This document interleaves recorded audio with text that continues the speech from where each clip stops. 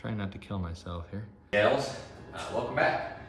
Today's gonna be more of just like a maintenance type video, but it's something that I've been meaning to get to. And I thought I'd take you guys along for it because that's what this is all about. Do it yourself, save some money.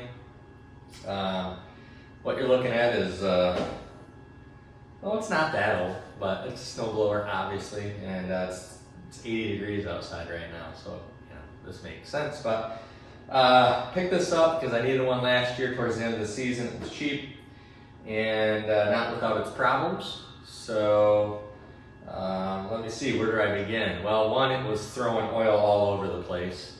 Come to find out, it was just completely overfilled. Two, it was caught on fire at one point, so all the electrical, and there's not much on these, thankfully, was melted together. The auger belt was pretty much disintegrated, and it leaks fuel. So, but anyway, I got it. I was able to change the oil and just, you know, put the proper amount in, fix the oil problem. I was able to solder a couple wires together and get it to work, and I used it. So it worked okay, but the auger belt was slipping. I couldn't find one at the time. Everybody needed one apparently, you know, winter. So I just went to the auto parts store and matched it up, got the best one I could. It's not great, it's not how it's supposed to be. So I ended up ordering one. I got one now. But I want to go through this, finish the maintenance I wanted to do last year on it before it started snowing. I just didn't have time. And I figured to do it now before I'm out here in the winter and I need to use it. So, things to cover today is, one is the gas leak. It's leaking somewhere under the fuel tank. It's a steel tank, so I don't know if there's a crack in the tank, if there's a hose or something underneath that got damaged during the fire. I don't know, so I'm gonna first take the tank off, let's take a look at it, see if we can figure out that problem. Two is the auger belt. I wanna get that fixed. And then the third thing that I need to do is the, I don't know what you call them, the guides, the shoe slides on the front bottom. Well, they're pretty much disintegrated. So a couple bucks, pick some of those up. We'll slap those on there. And I don't need to do an oil change because I didn't use it a whole lot last year. We didn't have that much snow. But let's see if we can get this thing tackled today and get it ready. I'll give you guys a little closer look here, and you can just see it was pretty much caked. This has been cleaned multiple times. Spark plug was completely wrong for it, so I did replace that with the proper spark plug. But this was just caked with oil when I got it. All the wiring down here had to be, well, it was just all melted. Otherwise, it's not too bad a shape. There is some rust and stuff, you know, starting to form in the common areas, but this all seems to be okay. I'll show you what I mean about these, well, lack thereof. So we'll slap a few more of those on there. Electric start on it does the electrical thing, so that works still. That didn't get damaged. Gas tank is clean. Honestly, don't think there's many hours on this machine. So, but we're leaking gas. You can see it's been leaking and dripping down in this area. So I think we'll tackle that first. Let's try to figure out why we're leaking fuel and get that straightened out. All right, there's a dozen bolts on this thing. I'm just pulling them off. I have no idea. I'm just guessing what needs to come off to get in here. But so far I'm failing. It's definitely loose, but something's holding us still.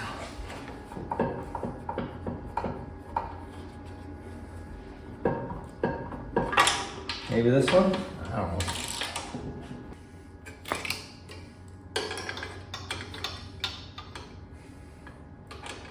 Again, I'm just guessing here. I don't really know what needs to come out, what doesn't.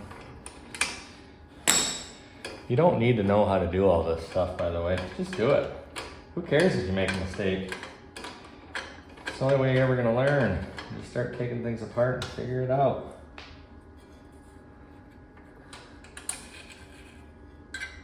And that's a long one, so I'm gonna have to remember that. Ah, that might be it. Your fuel on off here, and I was thinking that is where it's leaking. Might dump a little fuel in it and just watch for drips. I think that's what we'll do. Of course, I don't want to put too much in there because if it goes everywhere, it'll be a mess. Okay, it's been a couple minutes, and I think I found our leak. It's, I don't know if you guys are gonna be able to see this or not, but it's starting to get wet on that nut on top of the on-off valve that goes, let's see, that nut right there that goes into the top, that's getting wet. So I think our seal from there to there is loose. Everything from there down to the carburetor here is dry. So I'm gonna go ahead and try to snug that up a minute, and then we'll watch it and see if it does anything else. Okay, so it was pretty loose. It's 9/16, and I got probably a full half a revolution turn, maybe 3/4 out of that. I bet you that will stop that's gonna stop our leaking. Go ahead and dry it off a minute, and then let's watch it, make sure we're good. That might be our problem right there. It was pretty loose. Yeah, okay, I think that solved our problem. It's been a couple minutes. It was already wet immediately once I checked it the first time. And I don't feel, well, wait a minute. No, it's dry. I turned the fuel valve on just to double check this line and make sure we don't have anything here. You can just see the black on this. Might be a little bit, oh yeah, right here, a little wet. Might have a leak there. Let's tighten that up a minute. But I think this is our main problem here. That could have came from the factory like that. It might have always leaked. Probably wasn't completely tight, and it loosened up with the vibrations over time. I mean, it would drain my tank within a week and a half, 2 weeks. If I had half a tank in there, it would just be a small puddle right in this area. And I could see how this was discolored, and then there'd be wetness on the floor. That's how I knew it was on this side. Maybe I'll open that up and drain it and then try to reseal it. Pretty much everything on here, just like everything else, 10 mil. There's a little washer on there. No, there isn't either. I'm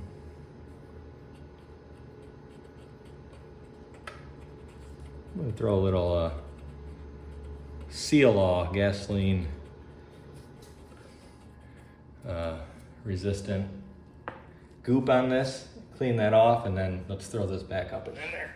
There was a little red washer that was stuck to the bottom of the bowl. I got that off, cleaned it up best I could.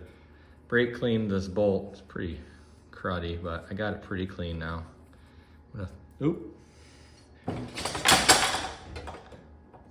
I'm gonna try not to kill myself here. I'm gonna throw that back on there, and then if you guys have seen the Honda CT70 carb rebuild, I use this stuff. Seal-Aw, gas and oil resistant. Worked pretty good. And I'm gonna throw a little goop of this on it and throw it back in there and see what happens, so. All right, here's a little tip trick for you. So if you're trying to make sure nothing leaks, like a fuel leak or something like we're doing today, I just put this brand new piece of paper towel underneath the suspicious area that you just fixed. Turn on the fuel, let it sit for 5 minutes. That should be plenty long enough. If you have a bad enough drip or leak, you'll see it on the dry paper towel. That will no longer be dry. In this case, we're good. It's been about 5 minutes. So I think our fuel supply and leak issue is fixed for now. I'm going to clean up what I can since I got all this pulled apart and bent.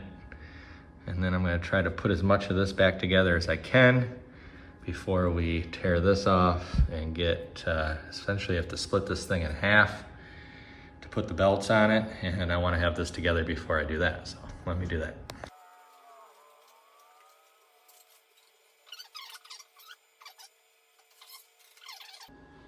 Okay, it's pretty good. Now, can we get this set? Ooh. Back into place. Show you guys some of this melted mess in here. I mean, just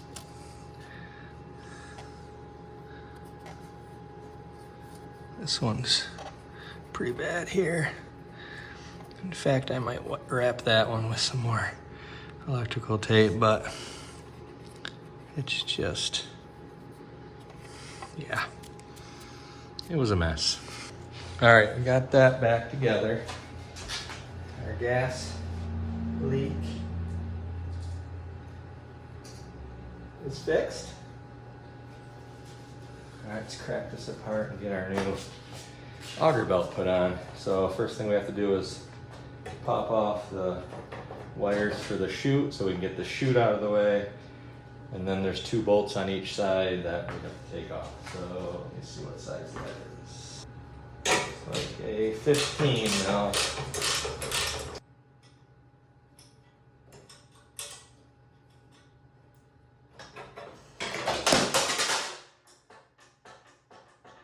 That comes off like that. All right, now we should be able to pop off. Let me pull this cover off. It's just 2 bolts here. It looks like a 10 mil. And then I think that's where our other bolts are. We gotta take out or be underneath this. So let me get this cover off a minute. This should pop off. There's our belts. And then you got 2 bolts, one here, one here. And that will separate these. I'm gonna get something to prop it up so that it doesn't fall like the chute did. These are 15 millimeter bolts as well. And this whole thing will drop in half. Should anyway.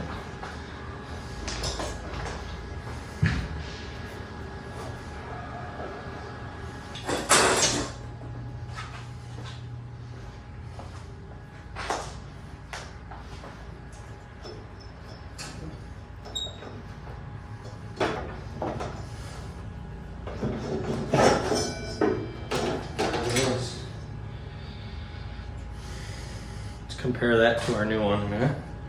How much wider? Not too much, but it's definitely a different shape.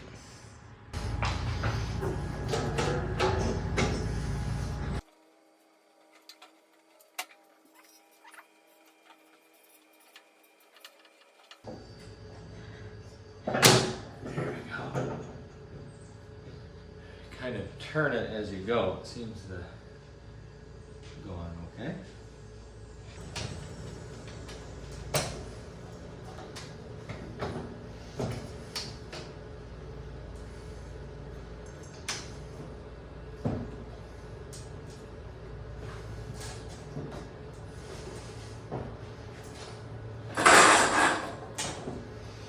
Okay, new belt.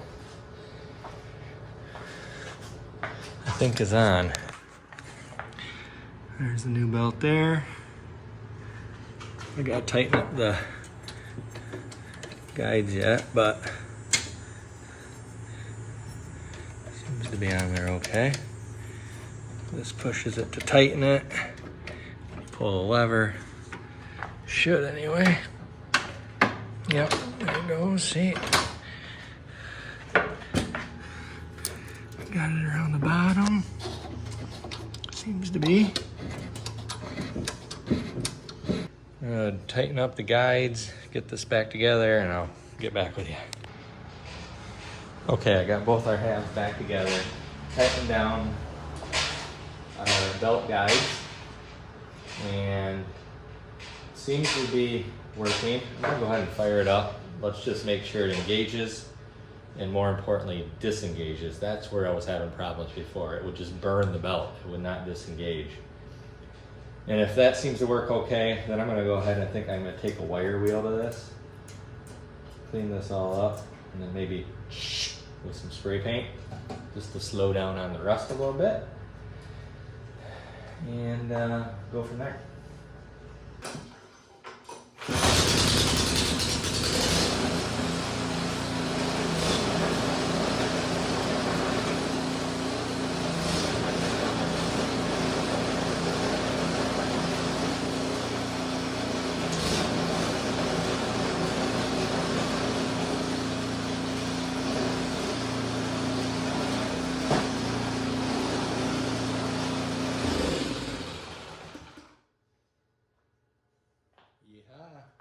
Fixed.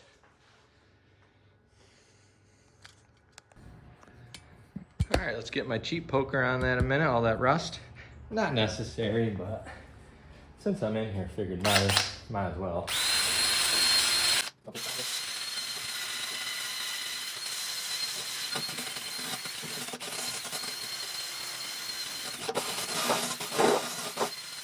There we go. Get all that grime off there. Simple green. Trying not to get the new belt. I just really want to degrease this. Give the spray paint its best chance to, you know, adhere to it.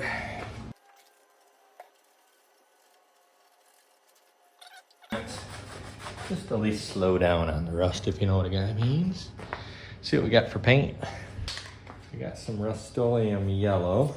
That's not very close. And it's not very close either. Could just go black. But then I feel like I'd have to paint the whole thing. I think I'll just try this and see what it looks like.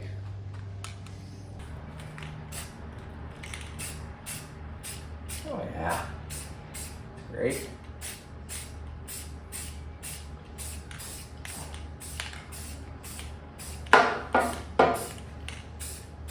Perfect blend. Not really. Not even close. All right, we'll let that dry for a few minutes. Do about 3 or 4 more coats. And then we'll get the cover back on the belts, the chute back on, and then maybe get these rusty skid shoes off here replaced. Now, I don't know about you guys, but something seems wrong. Yeah, I was waiting for the paint to dry here. Because everybody loves doing that. I went ahead and pulled one of these shoes off that we're gonna replace. Let's match it up to the new ones, make sure they're at least close. And then as you can see, this is, yeah. And I believe when I bought these, they said to make sure you don't want the bottom blade completely on the ground. These are actually supposed to carry the front of the machine. That's why they wear. That one's worn a little beyond. Let me go grab the other one in a minute and see what it looks like. All right, well, you can see the paint is not bad. It's better than it was. Here's the old one. Here's the new one. And they look to be pretty much the same. It's hard to tell this one's mangled so bad, but I noticed a hole in the bottom here. I'm wondering what that's for. Anywho, I think they're close enough. I'll slap them on, and I think what I'll do is I'll lift the front up a little bit, maybe with a thin piece of wood or something. Let me see what I have. Okay, so what I did is I just took a piece of scrap flat bar here. You can see it sticking out right there. It's 1/8 inch thick or so. And I rested it underneath so the whole thing is set up on that. Now, when I put the feet on, if they're flat with the ground and level, essentially when I pull that out of there, after the feet are on, it should remain a slight gap there. And I think that's what you want. So I thought these are the same, but they are labeled. This one's got an L, I'm assuming for left and right. You can see they do go different ways. I'm assuming this is the right when you're looking at it behind the steering, but they don't line up quite right. There's an extra hole here, so I'm gonna try to move this one over and see if it'll line up. There we go. Much better. Huh. Makes me think those old ones were, like everything else on this machine, not put on the correct way. Perfect. Right there.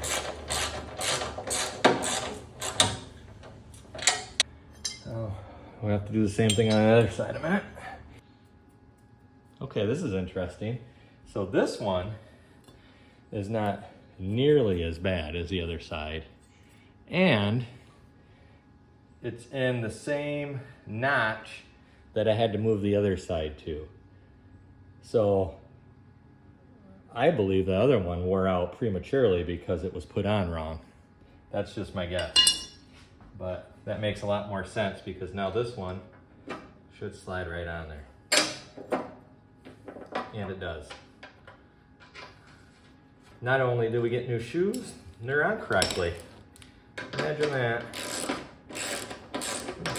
Somebody probably got in a hurry and didn't realize what they were doing. And it happens, but end up causing more problems that way sometimes. So now should be able to slide this out.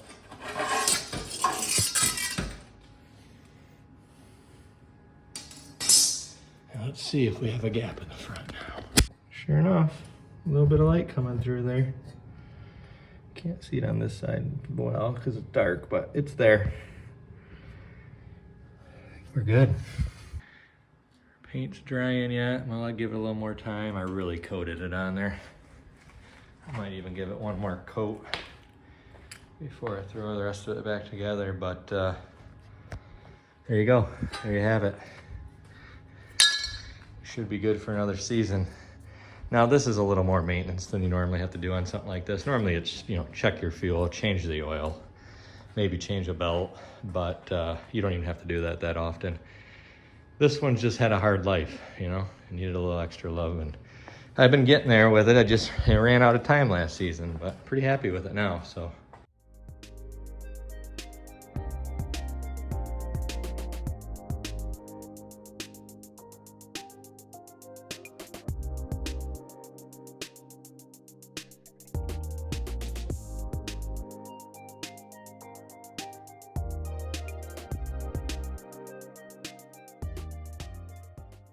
We'll leave it at that, guys. Make sure you hit that little like button. The YouTubes really like that, and then they like me. Appreciate you very much. As always, make sure you get out there. Just, you know, take care of some of this stuff on your own. Save yourself a bunch of money, and have a little fun doing it and learn something. You know, I didn't know anything about these until I started digging into them. Never owned one before this. They were too expensive. Found a cheap one, needed some help, and we're giving it to it. So anywho, appreciate you guys all very much. We'll see you next time.